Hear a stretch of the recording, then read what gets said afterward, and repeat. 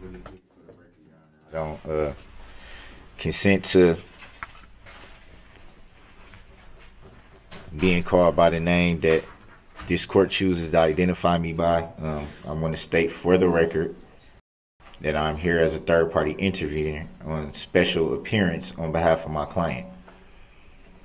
Can that be noted for the record? It was noted this morning. May it be noted again for the record so that we can keep the record clear and accurate. The appearances are as they were this morning. They are no different. Bring the jury up. And we have yet to address subject matter jurisdiction, Your Honor. I still haven't been shown any verified proof that All rise. this court has subject matter jurisdiction. And at this point, may I request an affidavit that you, Your Honor, have no bias, no conflict of interest, and no interest in the outcome of this case? Mr. Brooks, the jury's coming out. We'll address your legal issues later, if I deem them appropriate. Judge, do you hold the full Mr. judicial Brooks, power of the please, state, or is this the please. military All right, power? Can you please take the jury out? Thank you.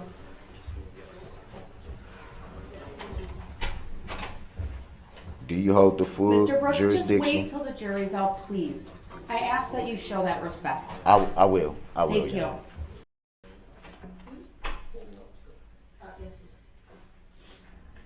Everyone else can be, you all can be seated. Mr. Brooks, just make your statements. What do you want to advise the court today? I want to first state again for the record that I do not identify by that name, nor do I consent to being called that name. Your Honor, with all respect, I'm merely asking you, do you have the full judicial power of the state, or is this military power? I'm sorry? I don't understand what you're asking me, sir. I'm asking, is And on what this, legal basis are you making that request? I'm asking for the record, is this a common law court or an admiralty court? What are we in here? And I'm requesting an affidavit that you, Your Honor, have no bias, no conflict of interest, or no interest in the outcome of this case. And the reason why I want to state this clearly for the record, mainly is because of the bias that's been shown. I have not been getting any certified copies of any requests that I've made, which I was told by this court to address inmate communication forms for anything that I may need. I've done that. I've complied with that.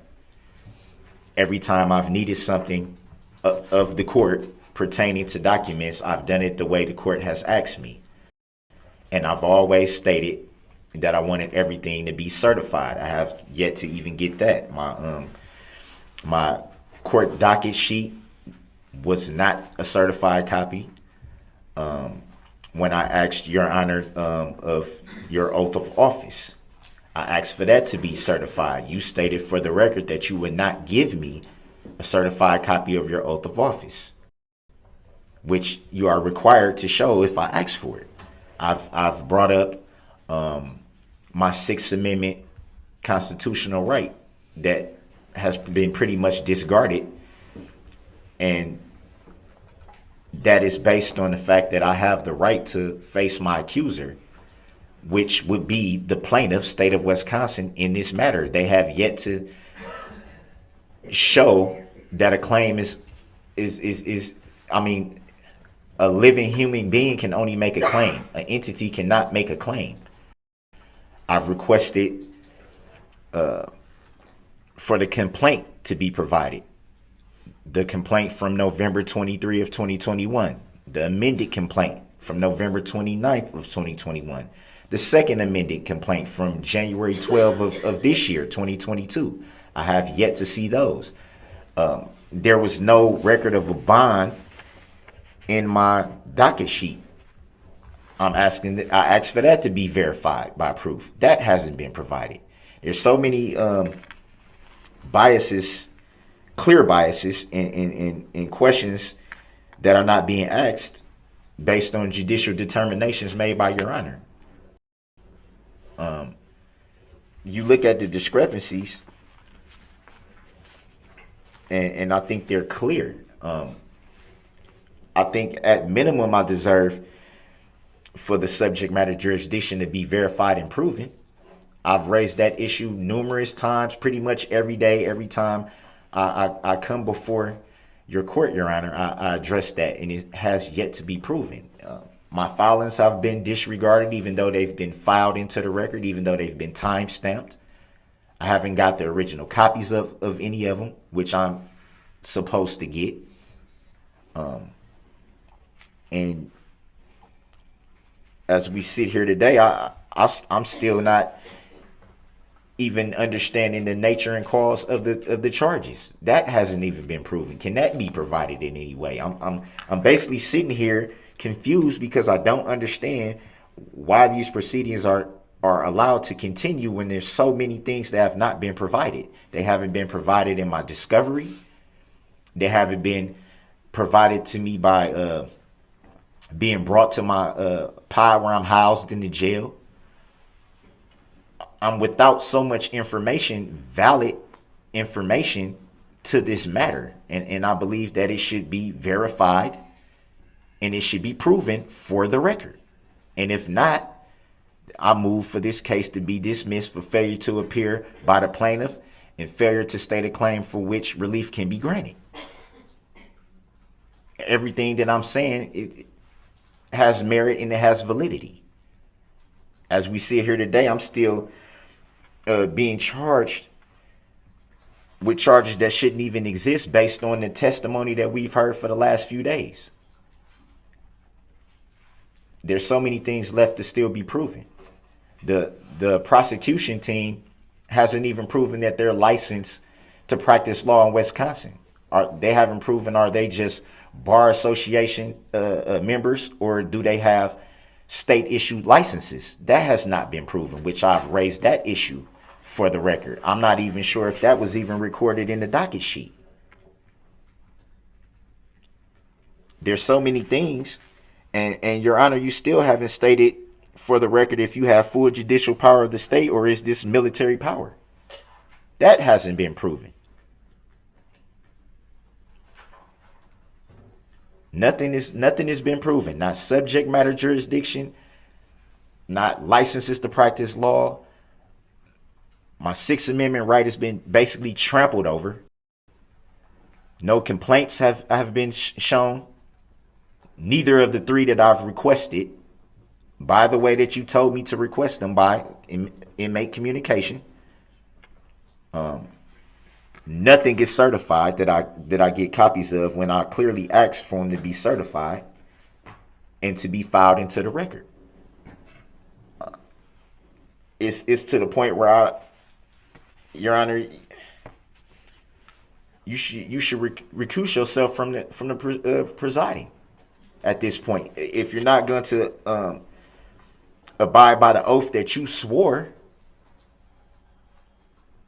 which was in your oath, correct?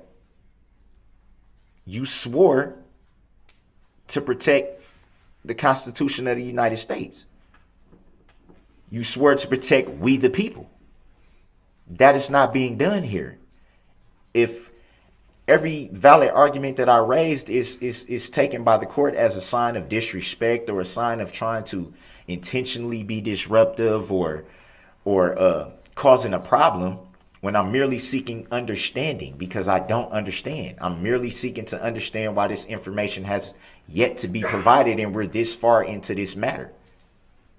And there's still no verified proof. Even as I sit now saying this, there's still no proof being provided. Zero. How is this case allowed to continue without these documents and filings being verified? Is there any legal factual basis that can state why this information has not been provided? Why the docket sheet is incorrect?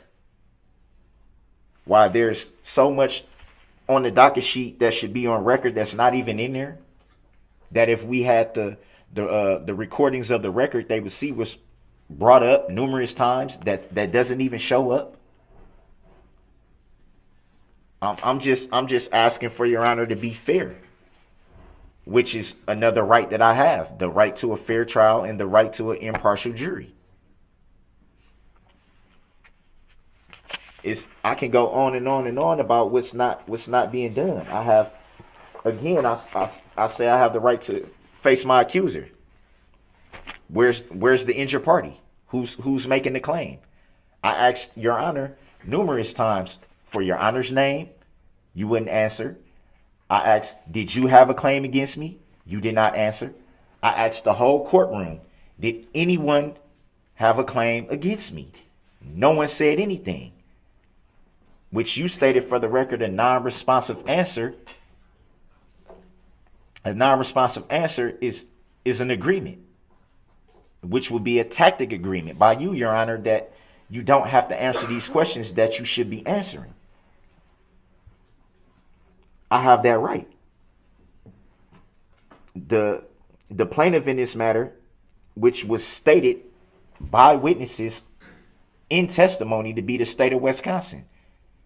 But when I asked, do they see the state of Wisconsin present in the courtroom, the question is shut down, which is a valid question. The plaintiff should be present in this matter. Where is the plaintiff? Who's bringing the claim? Because we know an entity can't bring a claim. It has to be a living, breathing human being. No one is stated for the record if they're the injured party. Not Your Honor, not the prosecutors, not anyone in the court has stated to be an injured party in this matter. No one. Not one person. I have the right to demand that the court place in the evidence any unrevealed contract.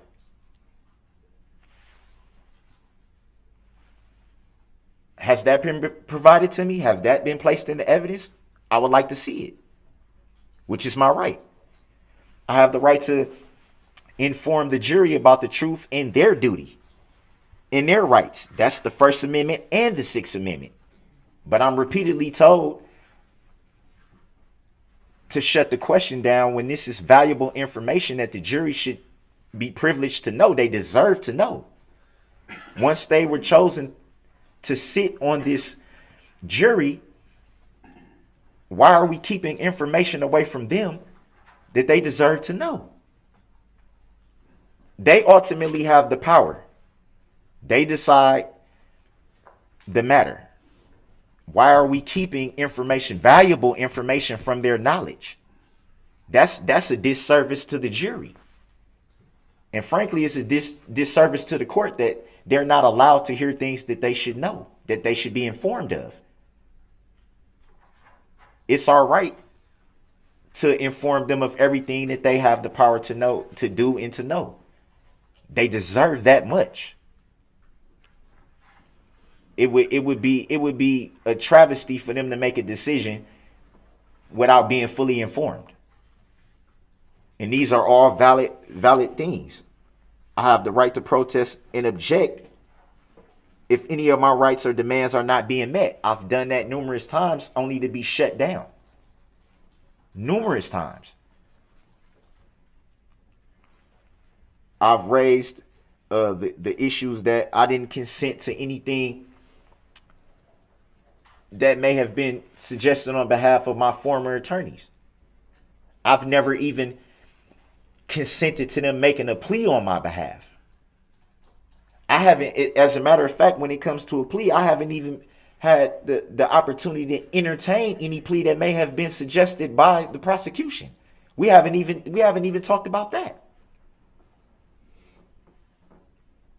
Not one time was it ever brought to my attention that the prosecution even wanted to offer a plea.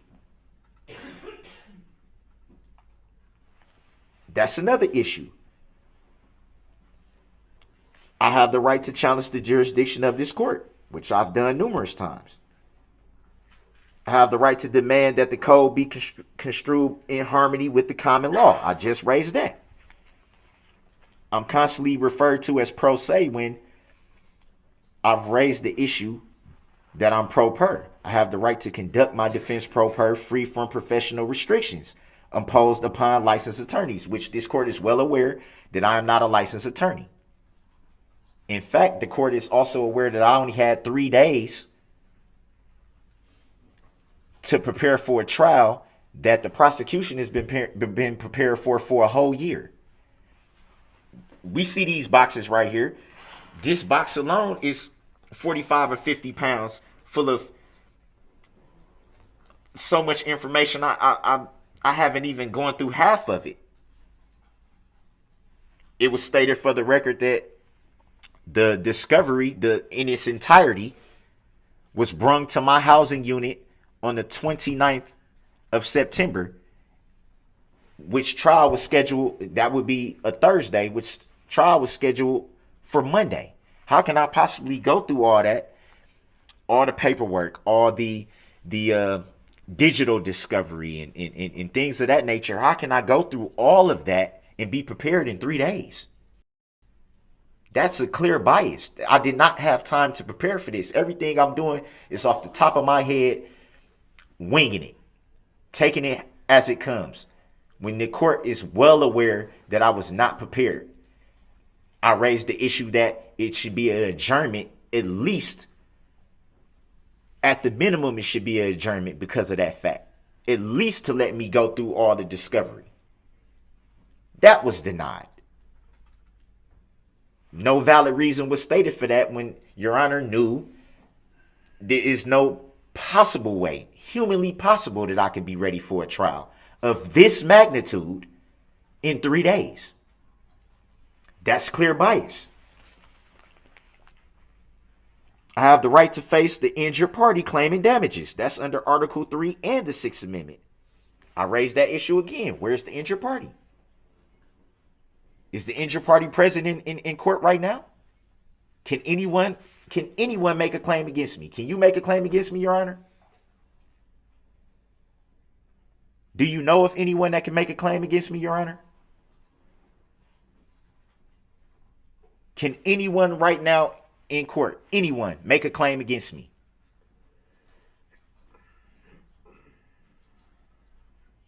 And because of that, Your Honor, the motion to dismiss should be granted based on that alone. There's no injured party in this matter. So who makes the claim? Who?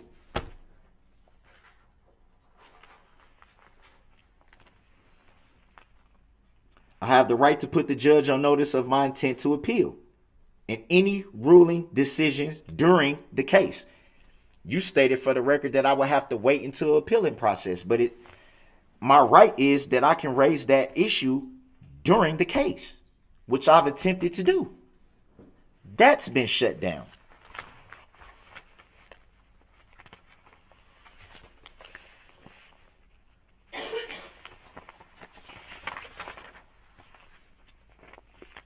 I have the right to specifically reserve all of my rights, which I do at the beginning.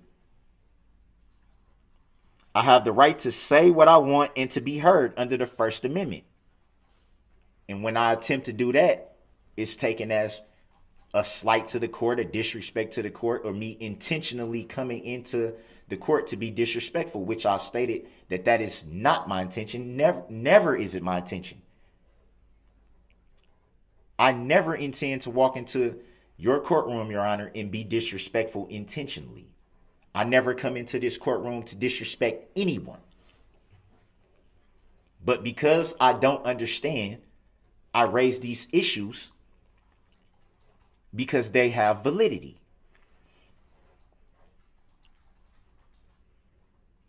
I have the right to object to any statement made by the judge or the prosecution. I've done that and been repeatedly shut down. Without a lawful explanation. I've repeatedly asked the court for a motion for a finding of fact to determine if things are being done legally. I've been denied that numerous times. without merit,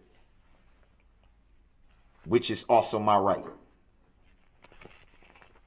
I have the right to recuse the judge at any time, which is also a right. I have the right to a speedy and fair trial by impartial jury. I think it's safe to say that my speedy trial right has definitely been violated because this matter has been taking place for roughly a year. I've never consented to waiving anything related to a speedy trial.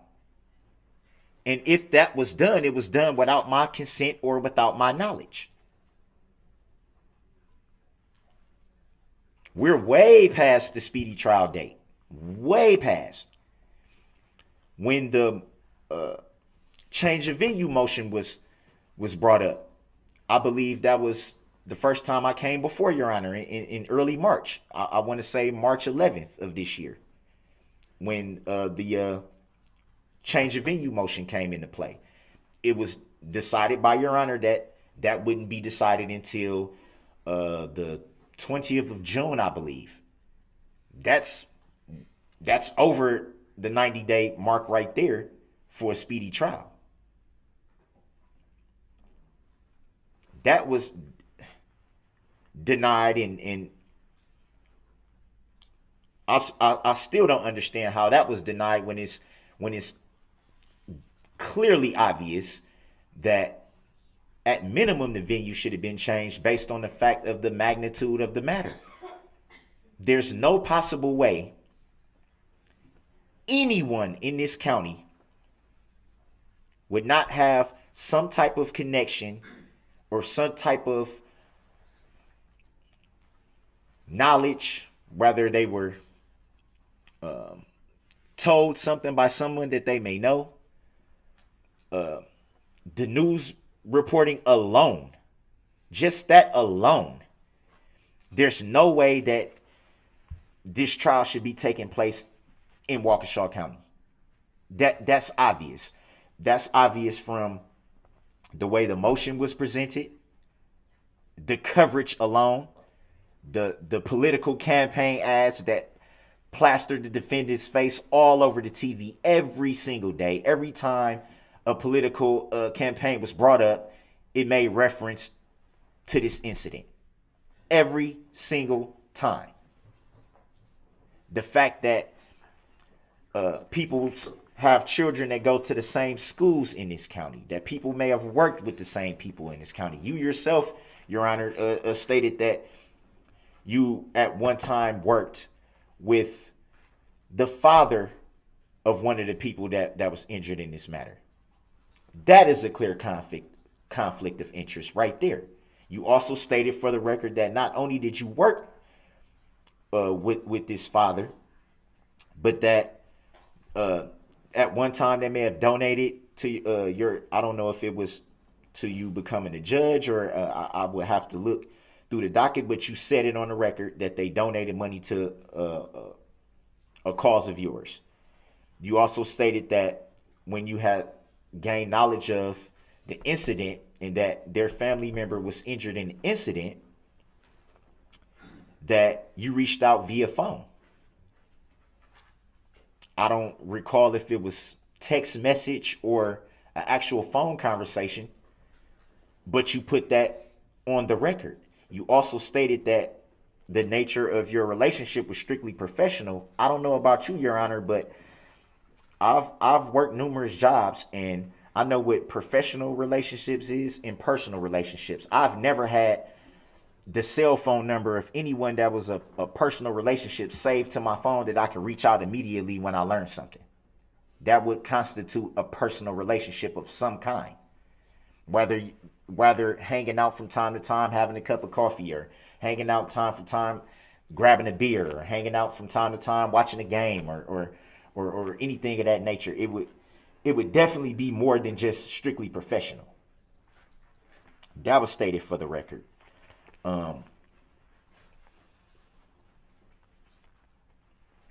Again, I go back to the Sixth Amendment again. in terms of when I asked for the motion for the evidence motion that I raised. That was denied without any explanation. That would be strictly to place in the evidence any unrevealed contract. That's under the Sixth Amendment. Clearly, there's been repeated violations of my Sixth Amendment. We all know that the United States Constitution is the law of the land, period. It trumps everything. We also know that any law repugnant of the Constitution is null and void. We know that.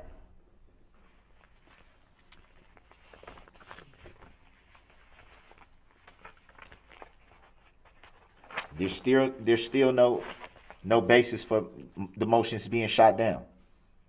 Why was I not granted the motion for finding a fact? Why did it take so long for me to be brought my entire motion for discovery? Why was the motion to prove jurisdiction not verified? Why was the motion to dismiss the case for all the reasons I said not being granted? Which brings me to the motion to subpoena witnesses.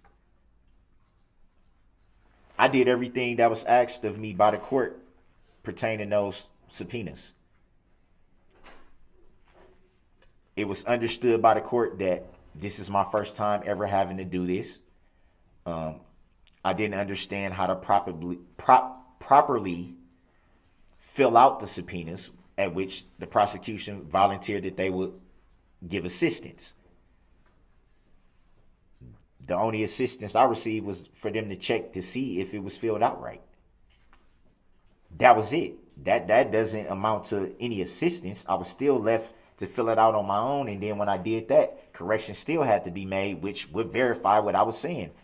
I don't know how to do this.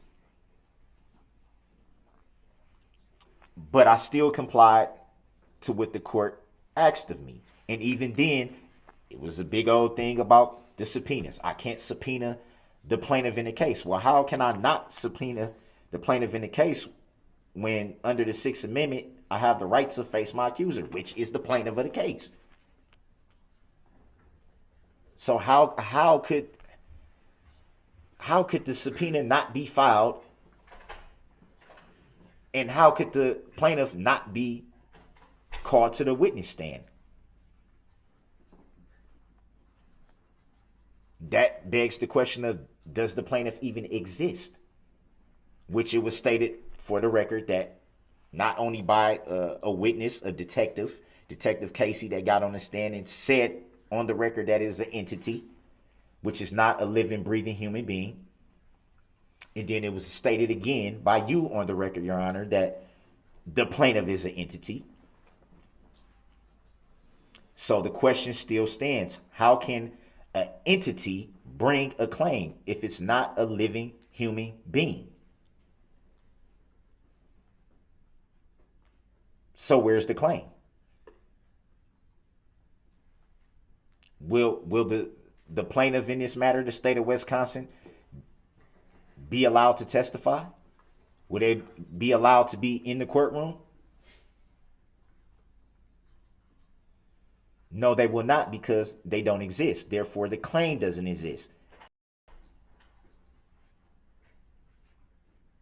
For all those reasons that I just stated, the case should have been dismissed a long time ago. Once those issues were raised, this case should have been dismissed. And at the very minimum, it should have been dismissed because those still have yet to be proven. We're still talking about jurisdiction. That's been being asked for over a week.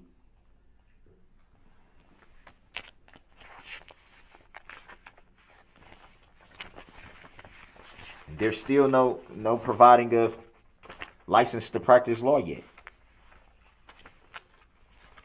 Not even by you, Your Honor.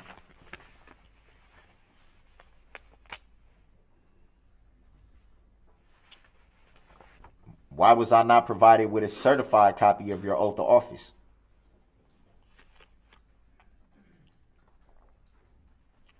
Why would you not state the name that is on file with the Secretary of the State? Or I made reference the first time to the Secretary of the Treasury, and then you stated on the record that it's the Secretary of State, even though you knew what I was referring to when I asked. You referred to your name tag, but that's not the name registered. We both know that. So why wasn't that proof verified? You gave me a copy of your oath of office, but it is not certified. So how can I verify that that is the true oath of office that you signed? How can I verify that it's valid? That's the reason why I asked for it to be certified, which you stated for the record you will not do that. You never stated any legal reason why. I have the right to ask for that legally.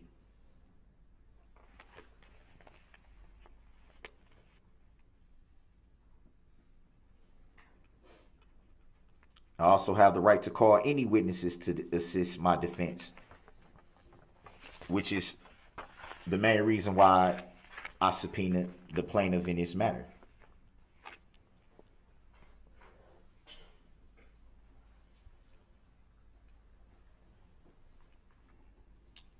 I also have the right to challenge all relevant laws in this trial in terms of their intent, interpretation, fairness, enforcement, and whether they serve and protect the people.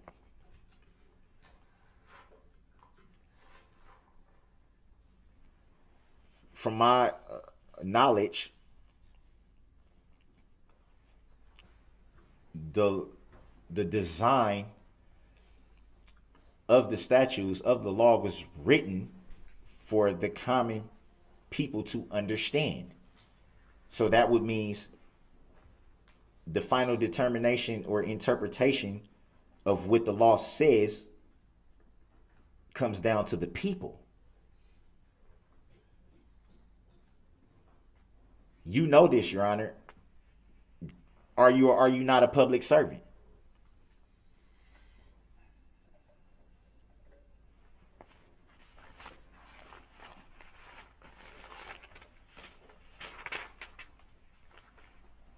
You also know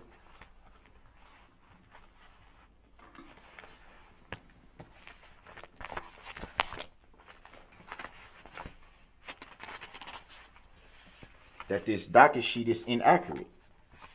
Every filing up until the point that I started representing myself was filed in a name that was represented by all capital letters, which is not my name. Nor has it ever been my name, nor have I ever seen that name or individual. Every single filing or paperwork was all in capital letters. Ever since September 29th, roughly around there, now everything starts to go to lowercase letters. Why is that? What prompted the sudden change?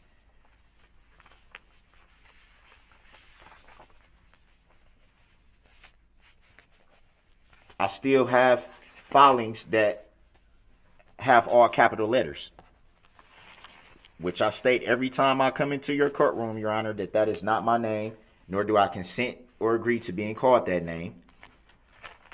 I'm merely here as a third-party intervener on behalf of my client. Did I accept for value in return for value? We go through this every time I come here. Every time.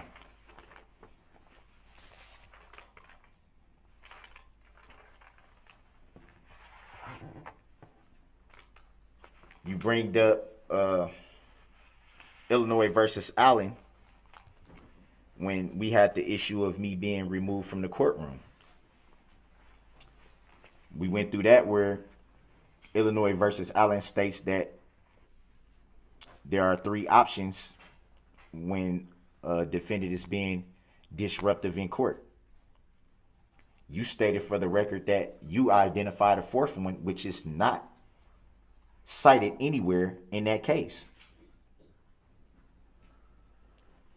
It's not cited anywhere. So the question would be, how did you come up with a fourth option that's not written in that case? Did you take it upon yourself to add this fourth option to justify denying me my constitutional right by being present? You could have done the three that were stated. Any one of the three you could have done that were stated in the case. Nowhere does it say you can create a fourth option. Not upholding my constitutional rights. I'm sure you know about Title 18, USCS 2381, which states that it's treason not to uphold your oath of office. Treason.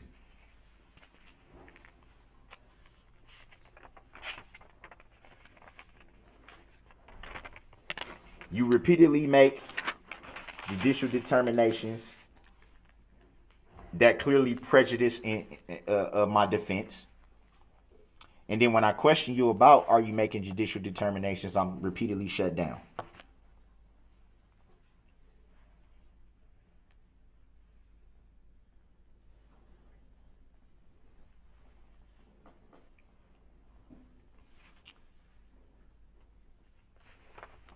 Which leads to today.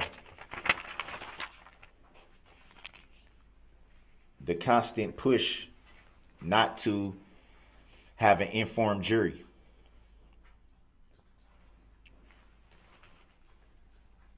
Not giving legal valid grounds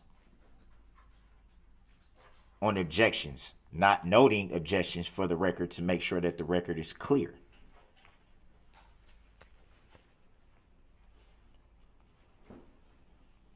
I'm sure somewhere in the jury instructions, you informed them that the state of Wisconsin was bringing a claim.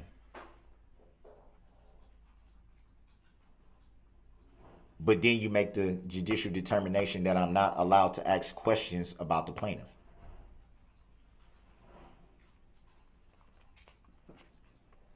That's clear bias. And it prejudices my defense.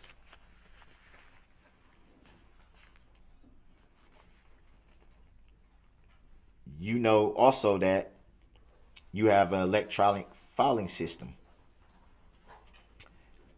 I find it hard to believe that I was told yesterday about my subpoena for the plaintiff that I had to wait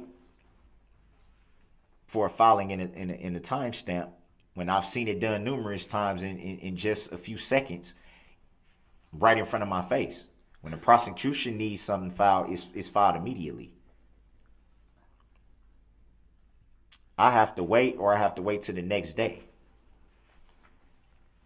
That's a clear bias and a clear prejudice to my defense.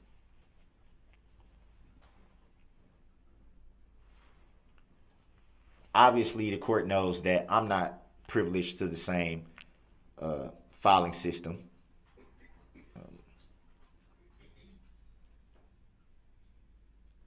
Which brings me to the reason why I brought up the issue of assistance of counsel. Under the Sixth Amendment, I have the right to assistance of counsel. It doesn't say anything about representing yourself without assistance of counsel. Having counsel represent you and having assistance of counsel is two totally different things. You, Your Honor, gave me paperwork that was a waiver of counsel. We both know that any contract can be altered if I don't agree to certain terms. I crossed out everything in that paperwork that I did not agree or consent to, and specifically wrote on that paperwork that I do not waive my right to assistance of counsel. At the very least, I should have been awarded a standby counsel. Not someone to represent me, to speak for me, but someone to help me do things in a timely fashion. Get things filed in a timely fashion. Get motions together in a timely fashion. Make preparations to get things done that I don't have the privilege to do in my current situation of being housed at the Waukesha County Jail. I gave you back that paperwork and you accepted the paperwork that I altered, that you understood that I didn't agree and consent to those things that were altered. You accepted it and you filed it. That is in the record. I have copies of the same paperwork that you accepted. So when you accepted that, with no objection, that becomes a tacit agreement.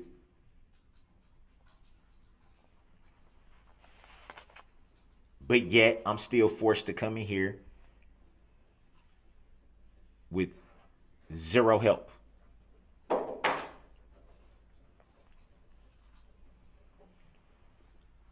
I think it's clear that prejudiced my defense.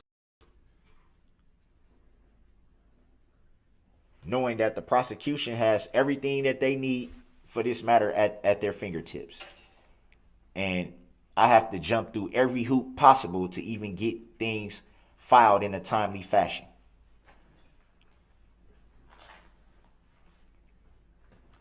It was stated for the record that the unit that I'm housed in the Waukesha County Jail,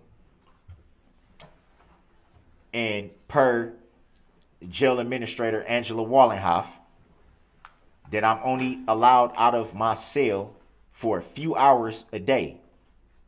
So I'm roughly locked down 22 hours a day.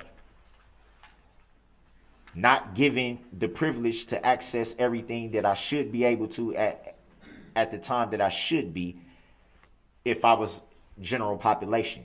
Arrangements could have been made months ago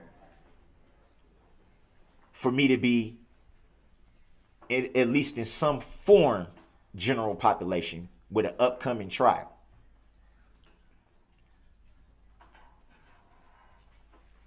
Reference was made to being able to use LexisNexis or whatever it's called. We call it the law library.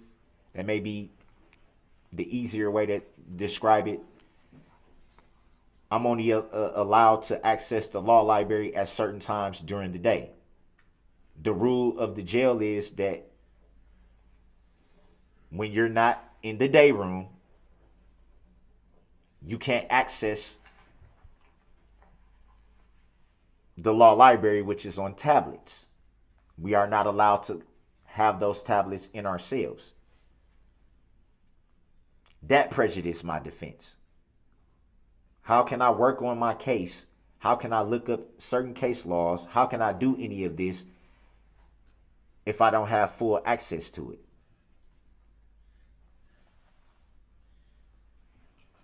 I even suggested some type of order that could be made by the court to allow me more time out of my cell, or to talk to jail administration about allowing me more time out of my cell to be able to use those when needed. And to be frank, in a proceeding of this magnitude, there should not be even a time where I don't have access to the materials that I need. If I'm not in the courtroom or sleeping, I should be awarded the time to work on this case, seeing as how I only had a couple days to prepare for a trial of this magnitude.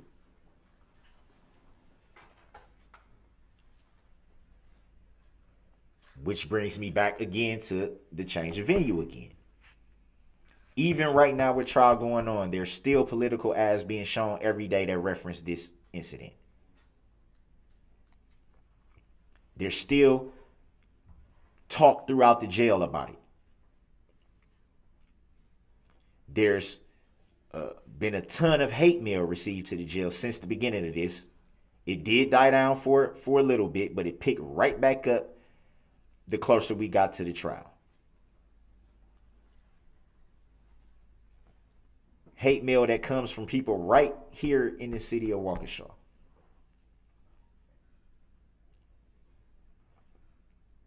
Which gives more credibility to the venue needing to be changed. Yet and still, that was denied.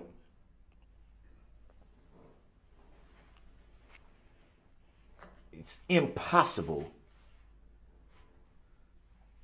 for impartial jury to be found in this county, and that's not to discredit people in the county that can be impartial.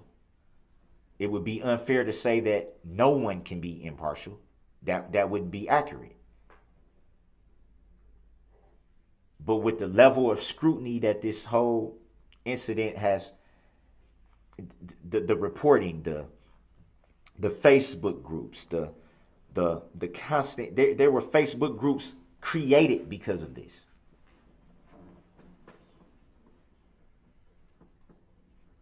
The reporting live stream on Court TV has comment sections where a lot of insensitive and nasty things are said.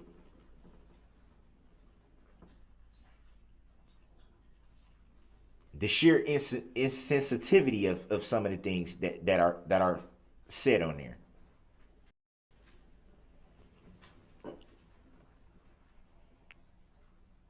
I know a lot of people probably don't care about what I'm about to say, but it still needs to be said because it's truth. The fact of the matter is,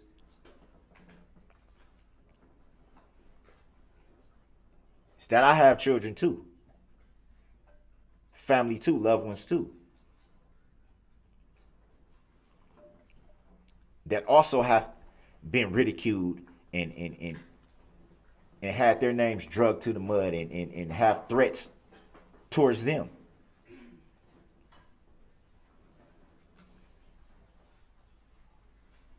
Loved ones that had to leave their home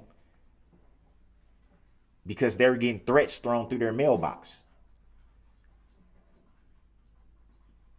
Children that didn't feel safe going to school because they were getting bullied behind what was being said. And that's not to sweep anything under the rug whatsoever.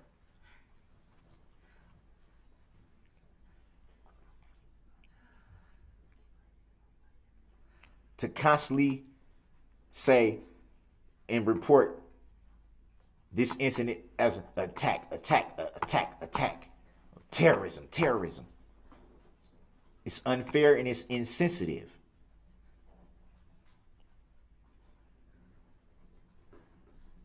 It's a definite tragedy. Definite. And that will never be swept under the rug.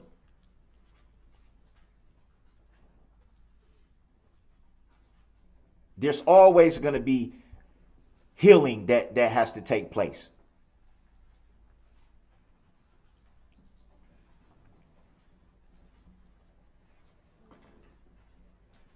It's going to be difficult.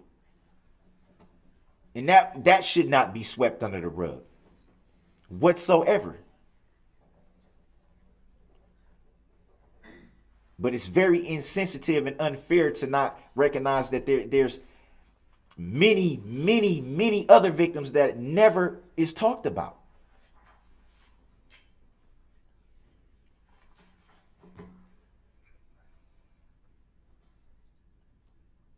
And for people to paint a certain picture mostly from this county to put this picture out there, it's not only hurtful, but it's insensitive and it's not true.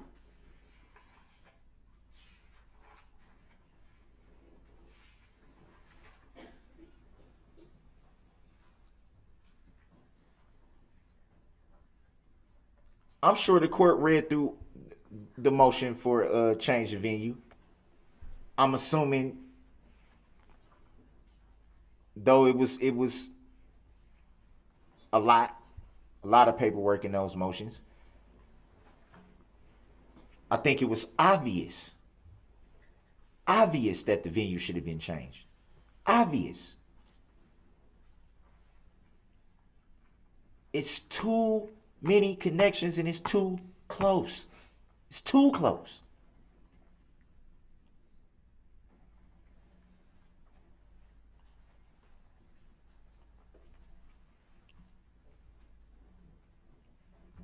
If there was any chance for a fair trial and an impartial jury, it should not have been in this county. But yet it was denied without any validity. Zero.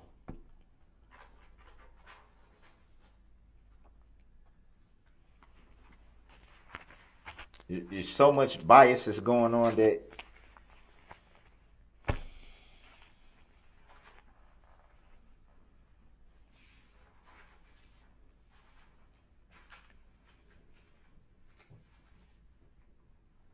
and even with all this, for the record,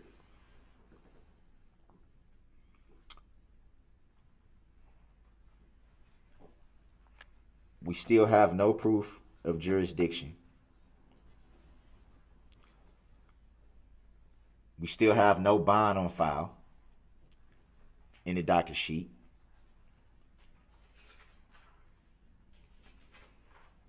We still have no plaintiff. We still have no claim.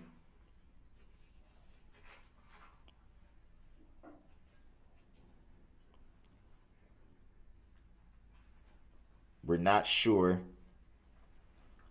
of the relationship between you, Your Honor, and a father of one of the people that was injured. We're not clear on that relationship, no matter how well prepared the speech was, because it was a prepared speech. That was obvious. Where's the proof? I just asked that same question. Can an affidavit be given that there is no bias, no conflict of interest, and no interest in the outcome of this case?